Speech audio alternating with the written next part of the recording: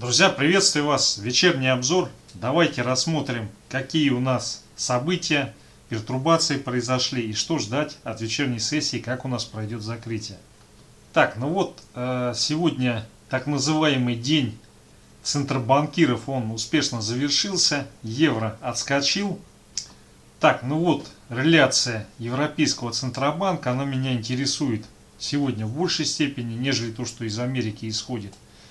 Могу сказать следующее. Вот с моей субъективной точки зрения, вообще, и монетарная политика, и вообще, в принципе, политика и действия властей, то, что делает Европа, оно в наибольшей степени, я считаю, адекватно. Оно настроено именно на решение вот всех тех вопросов, тех проблем, которые вскрылись в результате коронавирусной эпидемии. Вообще взаимодействие с той проблемой, которая возникла, реакция на нее у Европейского Центробанка и европейских властей, она более грамотная, она носит именно ориентированность на результат, на решение. Они абсолютно спокойно меняют, как-то корректируют то, что они делают без особого трэша, без надрыва, как это в Соединенных Штатах происходит.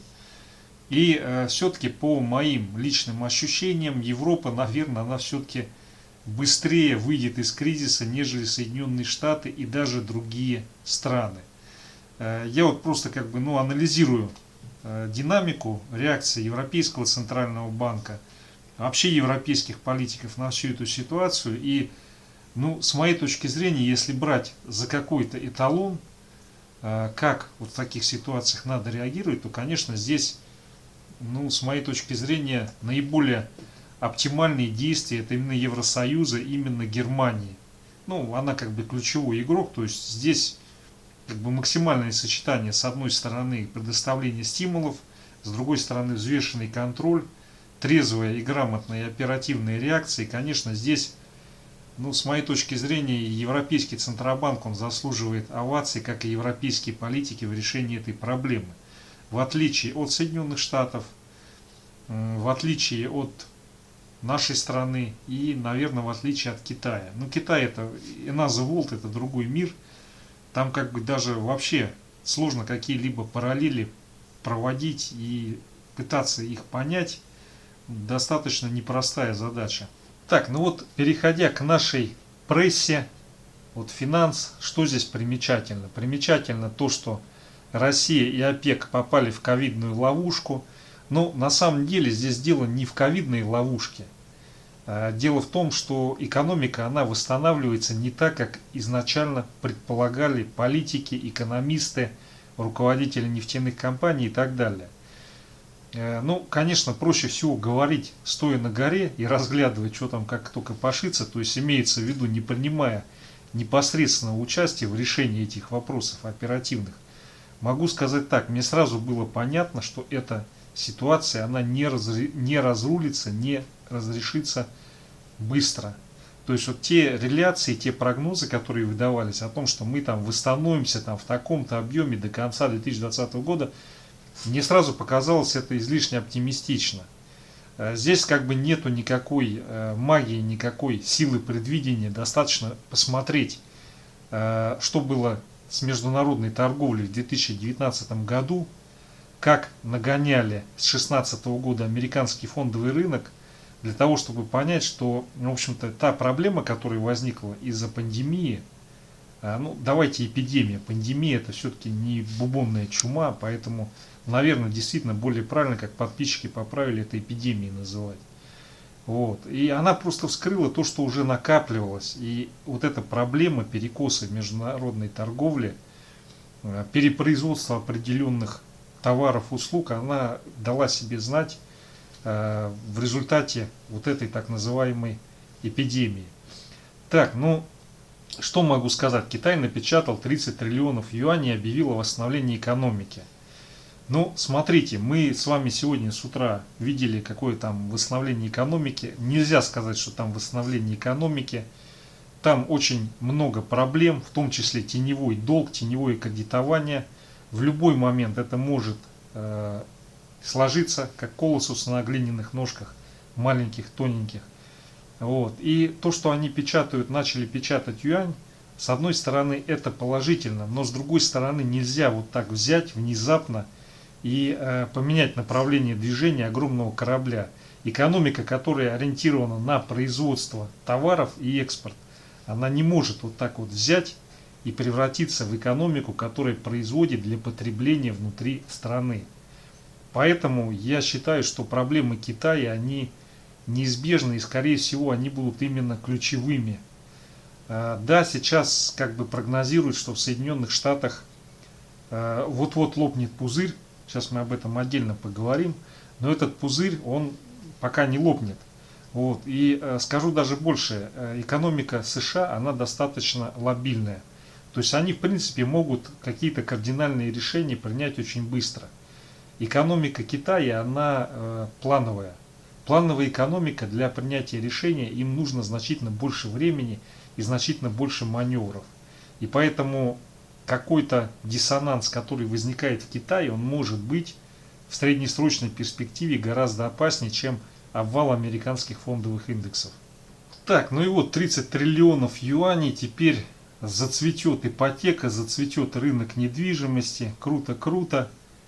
Вопрос только в том, что на самом деле вот это печатание денег, оно должно приводить к тому, чтобы запускалась экономика и она производила товары и услуги. Если вот эти напечатанные деньги, они просто уходят в какие-то, в рост цен каких-то активов, то считайте, что это был холостой ход, который не привел ни к чему. Так, ну нельзя, конечно, пройти мимо такого события, как так называемый черный понедельник образца 1987 года. Если почитать финансовую прессу американскую, она вся полна скорби и слез относительно того, что вот помнишь, как мы в окопе в 1987? Да, помню. Ну, было круто, ну, было страшно. Вот. Ну и вот текущий график сравнения, что происходит с S&P в 1987 году и сейчас, зелененькая линия, то, что сейчас, красненькая, то, что в 1987. Ну, тогда не было таких финансовых стимулов. Не было финансовых стимулов, не было возможности внезапно врубить печатный станок. И поэтому вот тот перекос в экономике, из-за которого кризис и произошел, здесь надо четко понимать, что вот эти все обвалы, которые получаются, это не есть, что там какой-то трейдер какие-то там деривативы или опционы продал. Чушь все это. Это результат перекоса в экономике, который рано или поздно выливается в обвал. То, что там какой-то трейдер нажимает на кнопку или там продает чуть больше опционов или каких-то свапов или фьючерсов, или покупает, это всего лишь техногенный технический фактор. Не трейдер вызывает кризис и не хедж-фонд. Кризис возникает в результате перекосов экономики. И поэтому, ну, с моей точки зрения, слышать эти реляции политиканов, что вот там фондовая биржа ухудшила жизнь людей. Да не фондовая, биржа ухудшила жизнь людей в результате кризиса, а ваша политика и экономика привела к этому. А фондовая биржа это всего лишь отобразитель того, что происходит в реальном секторе, не более и не менее. Вот. Ну и мы подошли к такой точке, когда должны были повторить судьбу 1987 года, но эту судьбу не повторили, потому что были деньги, которые были напечатаны, они были оперативно впрыснуты, и поэтому такой сценарий здесь не сработал. Сработает ли он дальше? Я думаю, сработает. Но это будет чуть позже, это будет не сейчас. Ну и по сути то, что мы сейчас наблюдаем на рынке, когда значительный рост P на E, то есть Price to Earning, то есть когда компания, она реально не стоит столько, сколько она зарабатывает, чистой прибыли, ну в общем-то это классическая ситуация всех пузырей во все времена. Вопрос только, когда произойдет разрыв этого пузыря. Потому как ранее не было таких чудодейственных методик насыщения рынка, и экономики, который стоит на грани печатанием денег. И сейчас вот мы присутствуем при столь занимательном эксперименте, когда по сути, ну, можно сказать, что зомби впрыскивают кровь, насыщенную кислородом. Так, ну и вот, в общем-то, ответ на вопрос, почему не повторился черный понедельник 1987 года. Все очень просто. Много денег. Одни деньги шортят NASDAQ, другие деньги делают лонги и собирают эти шорты. Вот и поэтому эта увлекательная игра, которая идет на свободной ликвидности, она может продолжаться очень долго. Она может продолжаться очень долго, но рано или поздно она кончится. Когда она кончится? Она кончится в тот самый момент, когда то количество ликвидности, которое необходимо для поддержания всех этих движений, его не представится возможным предоставить в тот момент, когда возникнет потребность в деньгах. То есть возникнет так называемый кризис ликвидности, который мы наблюдали в марте 2020 года. Я думаю, все пойдет по аналогичному сценарию. Вот. И здесь просто возникнет такая ситуация, когда ФРС она не сможет предоставить такое количество денег, ну грубо говоря денег, на самом деле это, конечно, будут какие-то инструменты, которые позволяют выйти из непростой ситуации. И в один прекрасный момент, я так полагаю, это весна 2021 года, когда звезды сойдутся в одну точку, и мы увидим то, что было в марте 2020 года, только в более усиленном варианте. Обязательно ли такой резкий шквал и обвал? Нет, не обязательно, его может и не быть. Но смотрите, любое восстановление, оно происходит очень энергично после сильного падения. Поэтому, если не будет вот этого второго падения, W-образного сценария, то мы тогда получим L-образное восстановление. А это, по сути, будет значительно более растянуто и более печально, нежели резкое повторное додавливание оставшихся проблем в экономике и отскок на фоне тех руин, которые возникли. Тем не менее, сегодня американский индекс S&P 500 проседает, но кто-то скажет, что дает о себе знать черный понедельник 1987 года, но здесь на самом деле вот она разворотная формация, здесь была это дневной таймфрейм, и у нас получается сейчас будет или не будет пробито 3420. Вот если оно не будет пробито, здесь да набор позиций и повторный штурм. Если будет пробито, тогда ускоренными темпами пойдем, ну вот как бы прямо вот напрашивается заход вот сюда на 3270, 3220, вот в этот диапазон. Вот. Если такое движение сейчас сформируется, оно может не остановиться на вот этом значении и пойдет движение на 3000. Вот. Но я думаю, сейчас этой ситуации не будет, ее скорее всего будут купировать, заливать деньгами, и сейчас пока еще это сделать, наверное, возможно, я полагаю.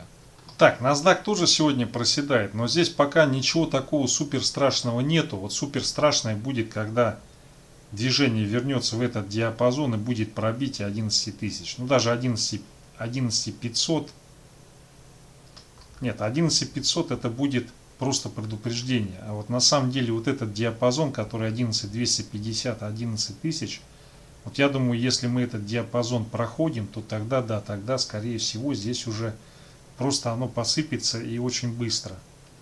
Так, ну вот у нас волатильность начала расти, рынок немножко проседает, но на самом деле пока тридцатка не пробита, здесь я думаю ничего такого страшного не будет, но немножко поколбасит и потом все восстановится. Вот говорить о том, что ужас пошел, это вот в том случае, когда будет пробито 30 по виксу. Пробито 30 и пойдет закрепление выше этого значения, тогда можно будет говорить о том, что начался ужас. Я думаю, события в такой ситуации начнут развиваться очень стремительно. Так, ну и на фоне всех этих событий евро у нас сегодня отскочил. Единственное, не очень хорошо то, что он не закрепился выше вот этого уровня 1,1790. То есть, если бы вот он здесь закрепился, сегодня день бы закрылся, это был бы очень хороший знак, который говорил бы о том, что пойдет дальнейшее движение наверх. Так, ну если брать часовик по евро, что я хотел здесь сказать? Смотрите, вот у нас появилась новая демаркационная линия. Она, в общем-то, была и ранее, но сейчас она начинает играть определенную существенную роль. Это 1,1770, 1,1764. Вот если эта буферная зона пробивается, то евро-доллар, по нему пойдет откат.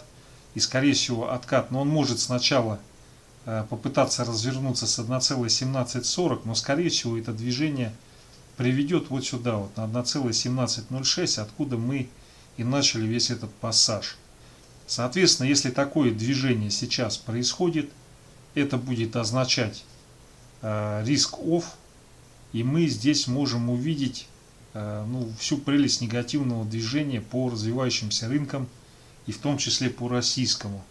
Но здесь, по сути, у нас возникла разворотная формация, цель выполнена, но не полностью. И поэтому эта формация, она раскроется и произойдет разворот вот при пробитии этой буферной зоны. Если не будет пробита, то все это приведет к еще одному набору позиций и дальнейшему росту. Так, друзья, далее рубль-доллар, USD Tomorrow, дневной таймфрейм. Но смотрите, у нас сегодня очень хорошее движение пошло, мы пробили вот эту консолидацию, и соответственно идет попытка закрепления в этом диапазоне 77.82, 77.3. Если вот мы сейчас здесь остановимся, то это был бы очень хороший знак для рубля, и он означал бы, что возможно завтра мы увидим продолжение банкета и попытку взятия 77.35. Но не факт, что здесь остановится, скорее всего сейчас пойдет подтягивание и попытка закрепиться выше 77.8. Так, ну вот у нас часовик.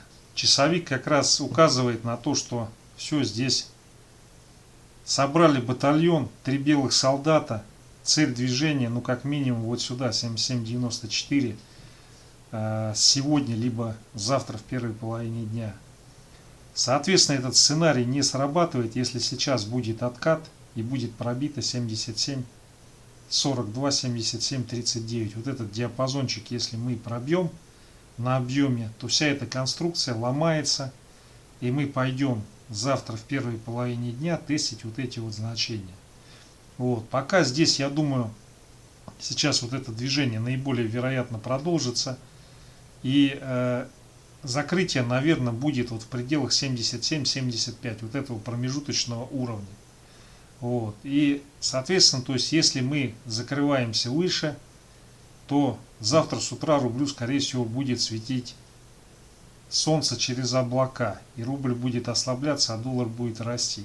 А если мы закрываемся ниже, вот в этом сегменте, то здесь у нас остается возможность для укрепления рубля и попытки сходить или даже пробить вот этот самый 77.36. Я думаю, в любом случае сейчас, скорее всего, будет движение к верхней границе. Вопрос только, вот он пробьет этот уровень или не пробьет. Если не пробьет, то это было бы очень хорошо. Вот. Но если пробьет, тогда, соответственно, завтра с утра или в первой половине дня мы увидим движение на ослабление рубля. Так, друзья, но на самом деле сейчас пока, в общем-то, такой духовитой риторики геополитической нет, она немножко притихла.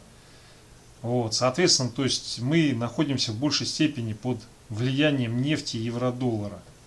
Евро-доллар мы рассмотрели, евро может подскользнуться и упасть вниз. Что касается нефти. Нефть у нас в консолидации, 4-часовой таймфрейм Brent. Соответственно, вот если мы сегодня пробиваем 42.55, да даже если просто идем касаться и закрываемся в районе этого значения, то тогда по рубль-доллар мы, скорее всего, увидим движение выше вот этой границы.